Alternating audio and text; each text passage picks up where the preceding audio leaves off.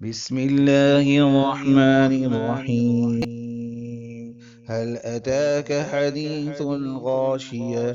وجوه يومئذ خاشعة عاملة ناصبة تصلى نارا حامية تسقى من عين آنية ليس لهم طعام إلا من ضريع لا يسمن ولا يغني من جوع وجوه يومئذ ناعمة لسعيها راضية في جنة عالية لا تسمع فيها لاغية فيها عين جارية فيها سرر مرفوعة وأكواب موضوعة ونمارق مصفوفة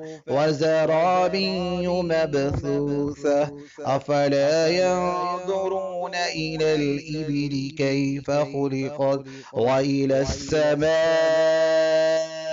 كيف رفعت وإلى الجبال كيف نصبت وإلى الأرض كيف سطحت فذكر إنما أنت مذكر لست عليهم بمسيطر إلا من تولى وكفر فيعذبه الله العذاب الأكبر إن إلينا إيابهم ثم إن علينا حسابهم.